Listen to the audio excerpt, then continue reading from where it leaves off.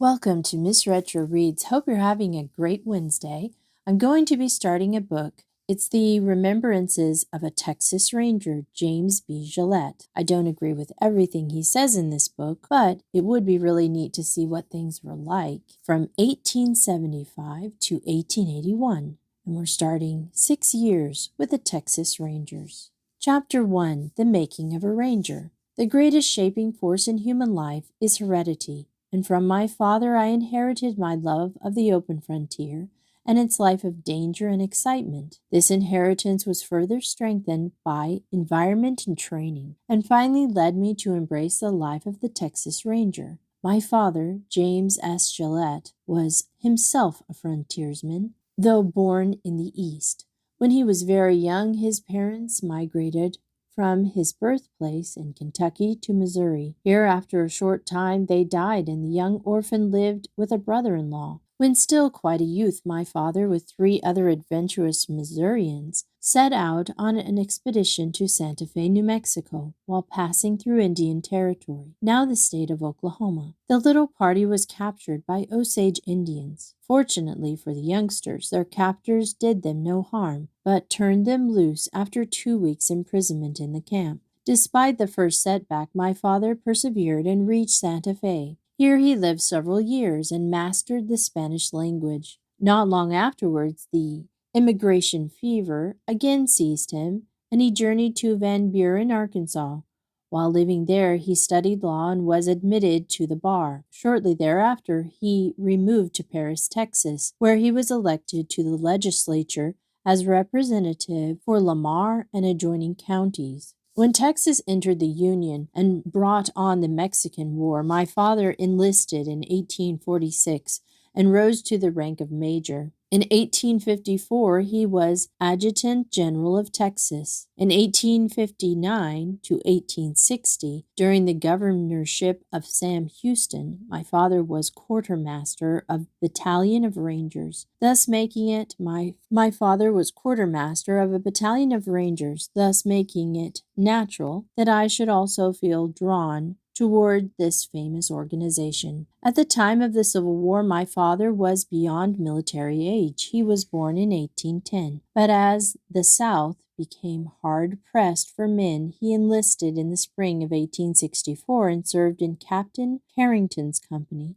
until the end of the war. In 1850, a few years before he became Adjutant General, my father married Miss Betty Harper, then a resident of Washington County, Texas. My mother was a cultivated and refined woman. I was the 4th born in my parents' family. The first saw the light of day in Austin, Texas. On November 4th, 1856, an older sister, Mary, and a younger, Eva, survived to maturity. At the close of the Civil War, my father returned to his family pretty well, broken in health and spirit. There was not much law practice in Austin following the close of the war, but my father set to work resolutely to provide for his family. Though I did not realize it then, I now know that he had a hard struggle. I was only 8.5 years old when he returned from the army, but I remember he used to amuse himself by relating to us vivid accounts of his Indian fighting and frontier adventures. What heredity gave me a predilection for was strengthened by these narratives, and I early conceived a passionate desire to become a frontiersman and live a life of adventure. In those early days, there were no free schools in Austin, so my father sent the 3 of us, Mary, Eva, and myself, to the pay schools. None of these was very good, and I lost nearly 2 years at a German school, trying to mix German and English. I have never been of a studious nature. The great outdoors always called me. I found the confinement of school particularly irksome. When school closed in the early summer of 1868, I went fishing and never attended school an hour thereafter. For books, I substituted the wide-open volume of nature and began the life of sport and freedom that was to prepare me later for service with the Rangers. Poor as he was, my father always kept a pony, and I learned to ride almost before I could walk. Raised on the banks of the Colorado River, I learned to swim and fish so long ago, and I cannot now remember when I was unable to do either. I fished along the river with a few hand lines and used to catch quantities of drums. These were fine fish and sold readily on the streets of Austin, so I soon saved money enough to buy a small skiff or fishing boat. I now bought a trot line with 100 hooks and began fishing in earnest. About 5 or 6 miles below Austin on the Colorado was Matthew's Mill. Just below the mill dam, the fish was always good, and there I made my fishing grounds. I had a large dry goods box with inch agar holes bored in them. This box sunk in the river and secured by a rope tied to a stake driven in the ground made a capital trap, and into it I dropped my fish as they were caught. In this way I kept them alive and fresh until I had enough to take to town. Many newly freed men were farming along the banks of the Colorado, and I would hire a pony from them for 25 cents a trip when I was ready to take my catch into town. Many times I left the river by starlight, reached the old market house at Austin at dawn, spread out a gunny sack and a bunch of my fish in readiness for the early marketers. I kept up my fishing until the fish stopped biting in the fall of 1868. Many soldiers returning home from the war brought with them old Enfield muskets. These were smooth-bore and chambered, 1 large ball and 3 buckshot.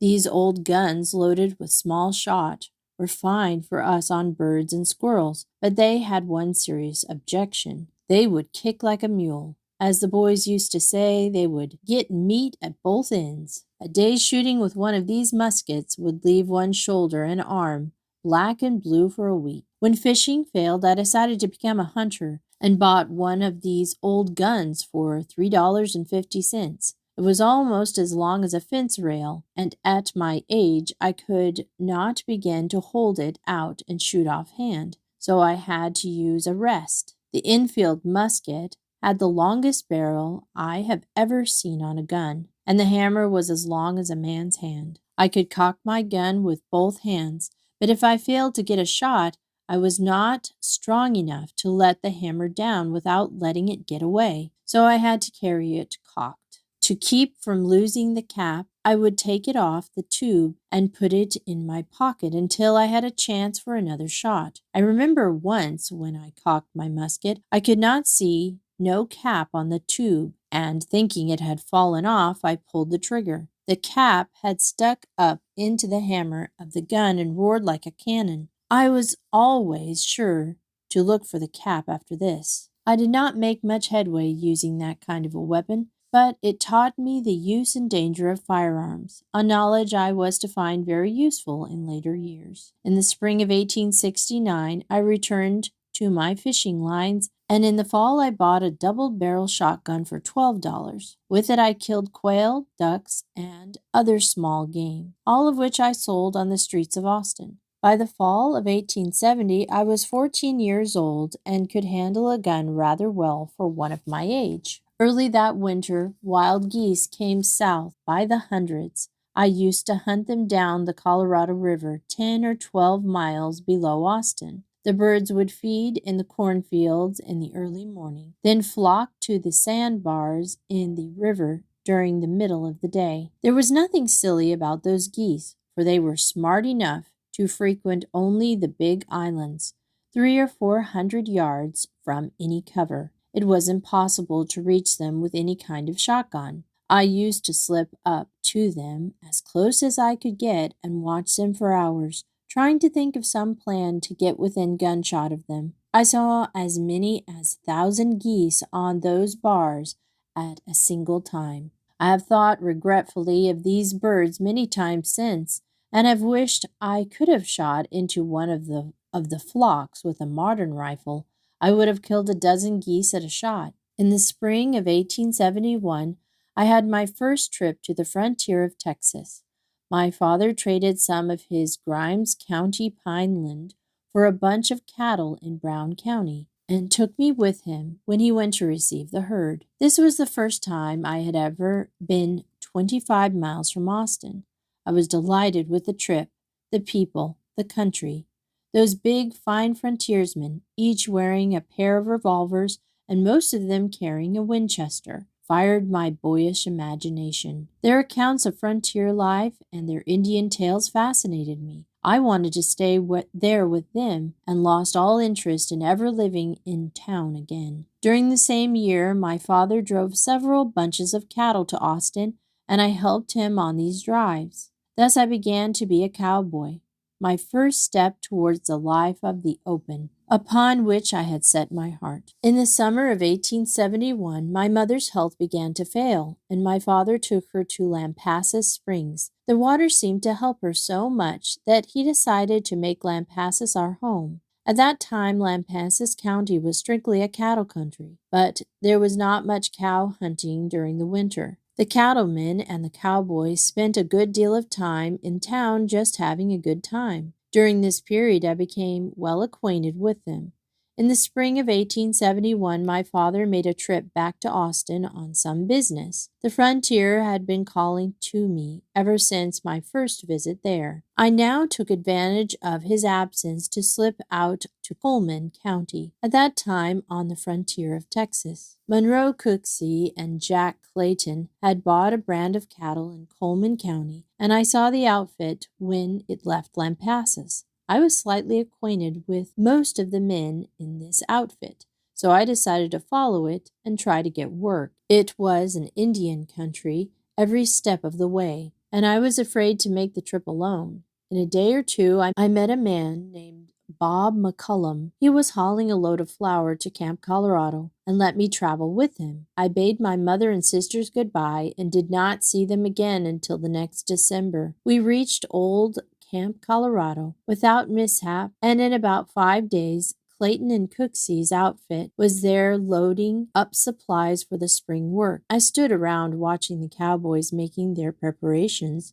but lacked the courage to ask them for work. Finally, the outfit started down on Jim Ned Creek to camp for dinner. I went with the men and at last got up spunk enough to ask Monroe Cooksey for a job. He looked at me for a minute and then asked, "What kind of work can a boy of your size do?" I told him I was willing to do anything a boy of my age could do. He made no reply, and we went on and camped for dinner. After dinner, the men made ready to go over to Hoard's Creek to camp for the night. The boys made a rope corral and began to catch their mounts. I just stood there like an orphan watching them. Presently, Mr. Cooksey threw his rope on a heavy-set bay horse. The animal showed the whites of his eyes, made a rattling noise in his nose, and struggled so violently that it took 3 men on the rope to hold him. Mr. Cooksey then turned to me and said, "Here, boy, if you can ride this, you can have a job cinched." I turned, grabbed my saddle, bridle, and blanket, and started to the animal. An elderly man in the outfit headed me off. "Young man," he said, "this is an old spoiled horse, and unless you are a mighty good rider, you had better not get on him." I brushed him aside. "Pshaw, I'm hunting work, and while I'm not a bronco buster,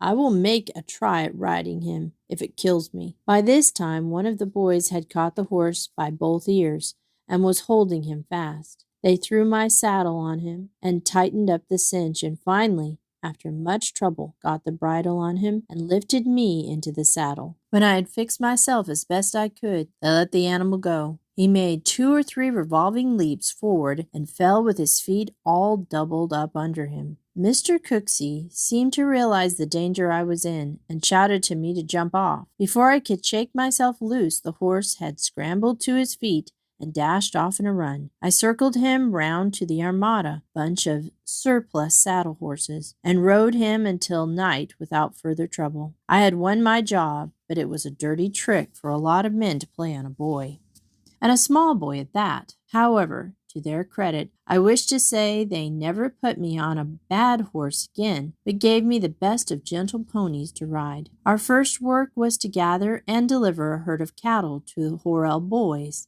then camped on Home Creek. We worked down to the Colorado River, and when we were near Old Flat Top Ranch, the men with the outfit left me to drive the Ramada down the road after the mess wagon while they tried to find a beef. I had gone only a mile or 2 when I saw a man approaching me from the river. As he came up, I thought he was the finest specimen of a frontiersman I had ever seen. He was probably 6 feet tall, with dark hair and a beard. He was heavily armed and wearing 2 6-shooters and carrying a Winchester in front of him, and was riding a splendid horse with a wonderful California saddle. He rode up to me and asked whose outfit it was that I was driving. I told him Cooksey and Clayton's. He then inquired my name.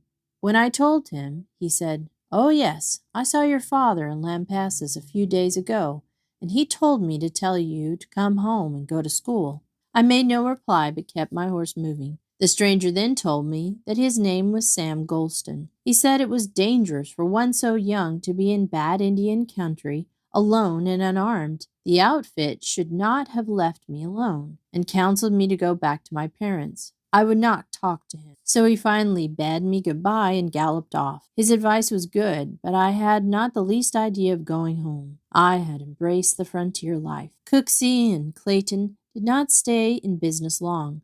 After filing their contract with the Horrell boys, they sold out to Joe Franks. I suppose I was sold along with the outfit. At least I continued to work for Mr. Franks. A kinder heart than that of Joe Franks never beat in a human breast. He was big of stature and big of soul. He seemed to take interest in his youthful cowpuncher and asked me where I was raised and how I came to be away out on the frontier. When cold weather came on that fall, he gave me one of his top coats. It made a pretty good overcoat for me and came down quite to my knees. The sleeves were so long I could double them up and hold my bridle reins. In one garment I had both coat and gloves. During the summer of 1871, John Hitson, Sam Golston, and Joe Franks were all delivering cattle to old John Chisholm, whose outfit was camped on the south side of the Concho River, about where the town of Paint Rock now stands. The other outfits were scattered along down the river, about half a mile apart. There were probably 75 or 100 men in 4 camps, and at least 500 horses. One evening, just after dark, the Indians ran into Golston's outfit, captured about 60 head of horses, and got away with them. The Indians and the cowboys had a regular pitched battle for a few minutes, firing 200 shots.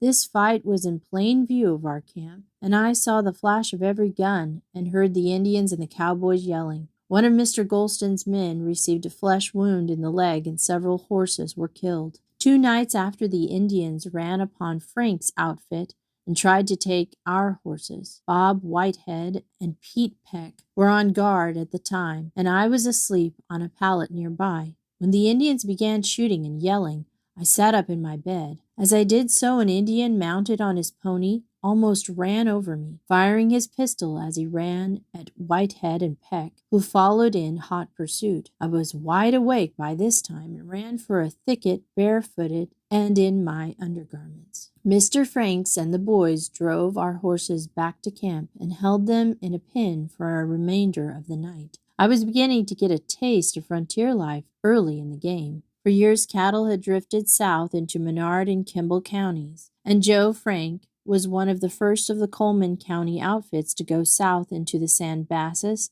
and Llano County. He worked the Big and Little Saline Creek and the Llano and San Bassis River, and found many of his cattle down there. By the last November, he had about finished work for the year and gathered 300 fat cows to drive to Calvert, Texas. He left John Bannister down on the Big Saline to winter the horses. I passed through Lampasas with these cows and saw my mother and sisters for the first time in 9 months. When we reached Bell County, a cow buyer met us and bought the cows at $10 per head. He got down off his horse, lifted a pair of saddlebags off, and counted about $3,020 gold pieces, and hired some of the boys to help him drive the cattle into Calvert. Mr. Frank, with most of the outfit, turned back to Lampasas. When he settled with me, Mr. Franks owed me $200, and he handed me 10 $20 gold pieces. It was the most money I had ever earned, and almost the greatest amount I had ever seen in my life. I spent December and January at home, and in early February 1874, I started back to Menard County with Mr. Franks, as he was anxious to begin work as early in the spring as possible. When we reached Parsons Ranch on the Big Saline, we learned that the Indians had stolen all his horses, 75 or 80 head, and he had only 8 or 10 old ponies. Mr. Frank sent Will Bannister and myself back to Coleman County to pick up 10 or 20 horses he had left there the year before, while he himself returned to Lampasas and Williamson counties to buy horses. This trip from Menard County to Coleman County, a distance of about 150 miles, was rather a hazardous trip for 2 boys to make alone. However, we were both armed with new Winchesters and would have been able to put up a stiff fight if cornered. Our ponies were poor and weak, so that it would have been impossible for us to have escaped had we met a band of Indians, a thing we came very near doing. There was no road from Menard to Coleman at that time, so we just traveled north. I had cow-hunted over most of that country the year before and knew by landmarks pretty well how to go. We reached the head of Big Brady Creek one evening while a cold north wind was blowing. We camped for the night in the bed of a dry creek to get out of the wind. We saddled up next morning and had not gone more than 150 yards from camp when we discovered where 16 or 17 Indians had just gone along. At least that was the number of pony tracks. These Indians hopped a skunk and killed it with a chunk of wood. When we found the body, it had scarcely quit bleeding. We saw moccasin tracks, as if the men had all got off their ponies for a few moments.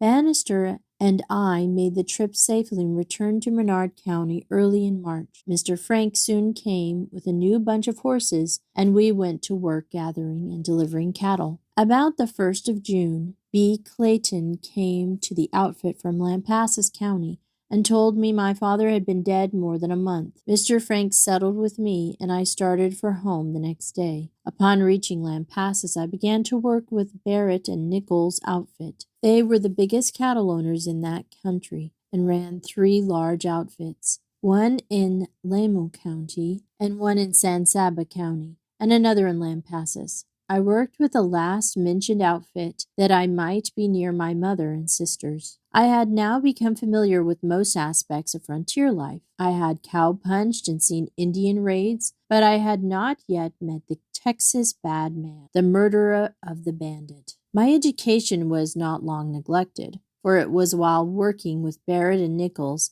that I made my acquaintance with gentry of that ilk. One day, 5 or 6 of our boys were sitting down in a circle eating on a side of broiled calf ribs. One of the men, Jack Perkins, suddenly became involved in an altercation with Levi Danbar, and without warning jerked out his 6-shooter and shot him to death. In rising to my feet, I had my right shoulder powder burned by Perkins' shot. I stayed with Barrett and Nichols until they quit work about December 1st, 1874. In those days, cattle were not worked much in the winter months, so I spent the winter at home. By spring, I had become as restless as a bear and longed to get back to the frontier.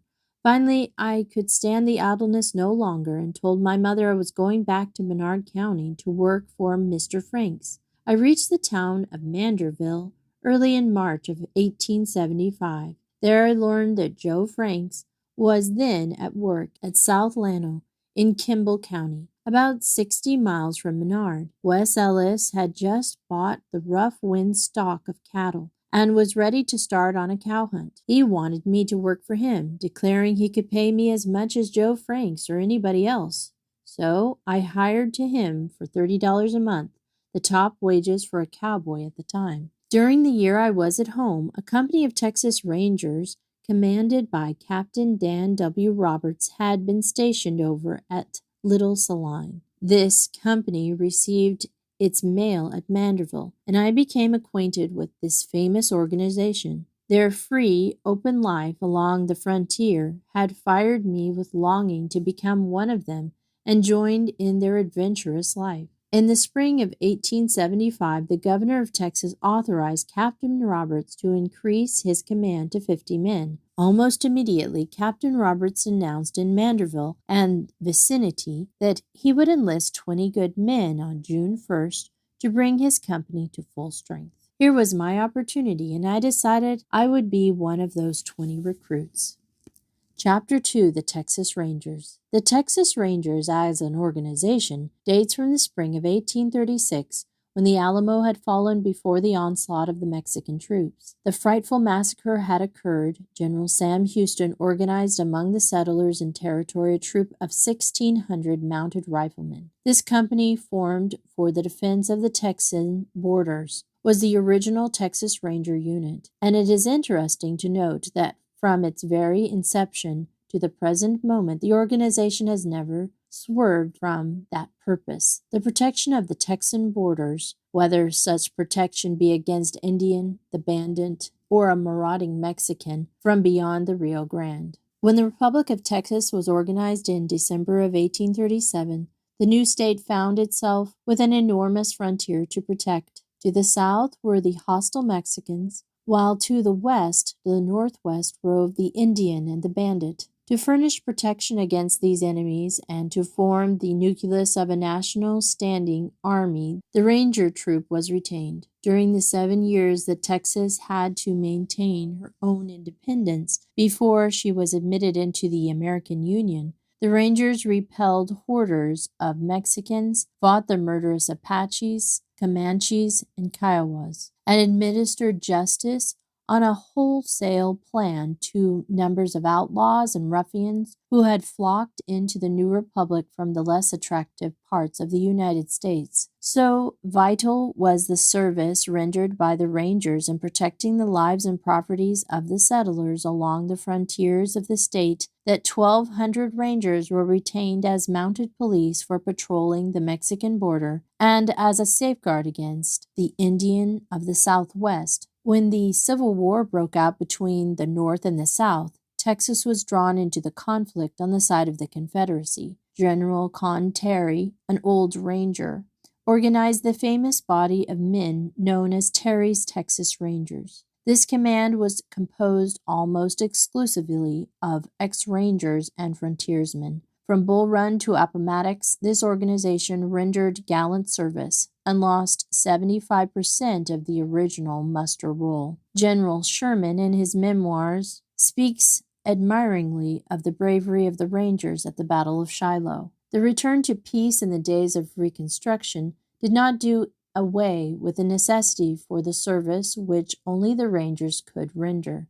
Indian uprising, banditry, and cattle thievery all flourished, for the bad man confidently expected the post-war turmoil would protect him from the punishment of his misdeeds. He was to be undeceived, for the Rangers effectively taught him that their duty was the protection of lives and property, and right loyally did they perform it. From 1868 to 1873, the Rangers' companies were gradually reduced from 1,000 to about 300 men. The federal government adopted a most unfortunate policy towards the Indians after the war. The tribes were removed to the reservations and rationed as public charges. Unscrupulous dealers, in their desire for gain, illegally sold firearms to the Indians, and whenever an Indian massacred a frontiersman, he was sure to capture good weapons, so that they soon became well armed and very expert in handling their new weapons. As no attempt was made to confine them to the reservation limits, the Indians, under their native chiefs,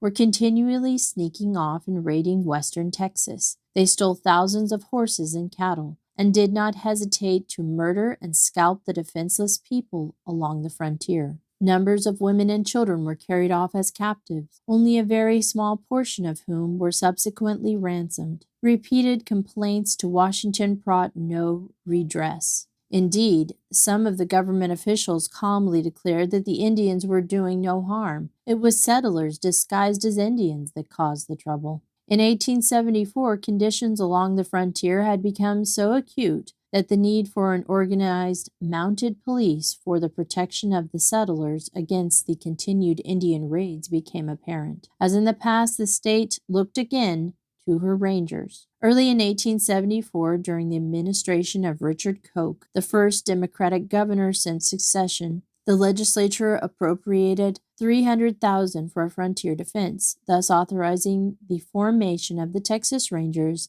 as now constituted. The governor immediately issued a call for the 450 volunteers. These were formed into 6 companies of 75 men each. Each of these units was officered by a captain and a first and second lieutenant. The companies were designated A, B, C, D, E, and F, and received the official name of the Frontier Battalion of the Texas Rangers. John B. Jones of Corsicana, Texas, was commissioned major of the command. At this time, the captains received a salary of $100 per month, lieutenants $75, and sergeants $50, and corporals and privates $40. Subsequently, as the legislature continually sliced into Rangers' appropriation, the pay of privates was reduced to $30 a month, a mere pittance for the hazardous service demanded of them. Early in 1874, the force took the field, and each company was assigned a definitive territory along the frontier. Company A, being the northernmost company, was camped on the main fork of the Brazos River. Company F, the southernmost, was stationed on the Nueces River. The 4 remaining companies were posted along the line between these 2 commands, about 125 miles apart, so that the battalion of 450 men were required to cover a frontier between 500 and 600 miles. Major Jones was a very able commander, and he quickly won the confidence of his men and of the people along the border he was sent to protect. The frontiersmen cooperated with him in every way possible, sending runners to the various ranger camps whenever an Indian trail was found or a bunch of horses stolen. During the first 6 months of service, nearly every company in the battalion had an Indian fight, and some of them 2 or 3. The battalion finally cleared the Texas frontier of Indians and then turned its attention to the other parts of the state. Thieves, bandits, and fugitives from justice. In this work, the Rangers rendered service second to none and became, in an incredibly short time, perhaps the most famous and efficient body of mounted police in the world. In the 18 years from 1865 to 1883, the Texas Rangers followed 128 Indian raiding parties and fought the Indians in 84 pitched battles. During this same period, they recovered 6,000 stolen horses and cattle and rescued 3 citizens carried off by Indians. In this period, 12 Rangers were killed. Despite this record of service, the legislature at Austin could not always be made to see the advantage, nay, the necessity of a ranger force, and it was continually tinkering with the appropriations for the support of the battalion. When the appropriation was small, the command was reduced to keep within the expenditure doled out by the parsimonious salons. Whenever the lawmakers could be prevailed upon to increase the annual ranger budget, it was recruited to full strength.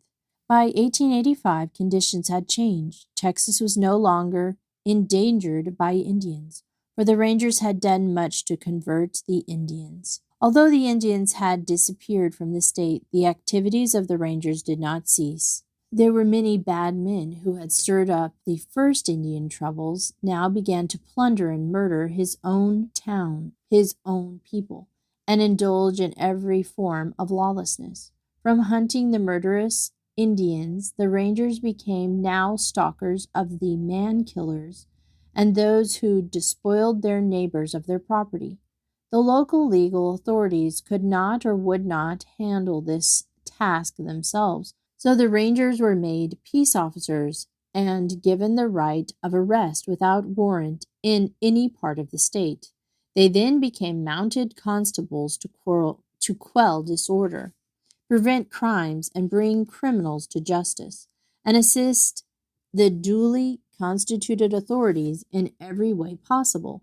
This new work was less romantic than the old Indian warfare, but it was every bit as dangerous and as necessary in building up of the fast developing state. As in every other task assigned him, the Ranger did his duty fearlessly and well, and in the years 1889 and 1890, the Rangers arrested 579 persons, among them 76 murderers. With the coming of the railroads, the Rangers began to use them, as they permitted more speed and the covering of greater distance than was possible on horseback. Moreover, commands could be dispatched from one part of the state to another as occasion demanded. This greater mobility led to larger usefulness and an increased number of arrests by the Ranger forces.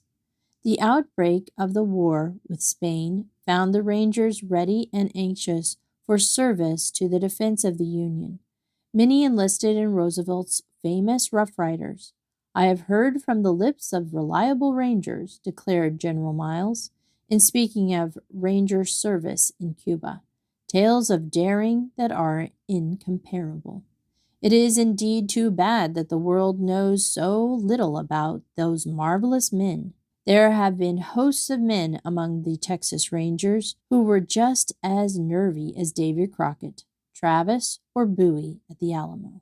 Sketchy as has been this history, it discloses a record of continuous duty throughout the half-century of the Ranger Battalion's existence in guarding the lives, the liberty, and the property of Texas citizens, and the Ranger has been content to perform this duty unheralded and almost unsung.